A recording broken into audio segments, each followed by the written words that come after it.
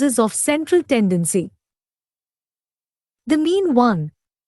The mean is found by using all the values of the data. 2. The mean varies less than the median or mode when samples are taken from the same population and all three measures are computed for these samples. 3. The mean is used in computing other statistics, such as the variance. 4. The mean for the data set is unique and not necessarily one of the data values. 5. The mean cannot be computed for the data in a frequency distribution that has an open-ended class.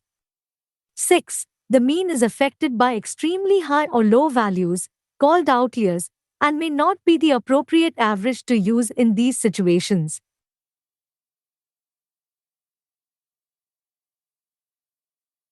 The median 1.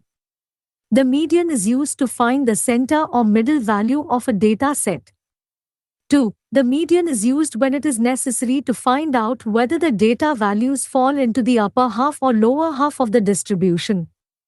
3. The median is used for an open-ended distribution.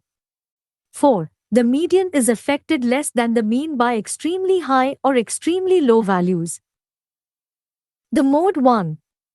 The mode is used when the most typical case is desired. 2. The mode is the easiest average to compute.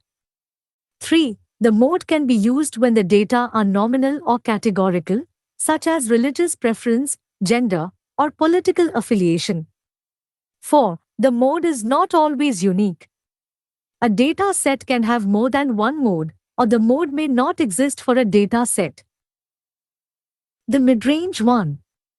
The midrange is easy to compute. 2. The midrange gives the midpoint. 3. The midrange is affected by extremely high or low values in a data set.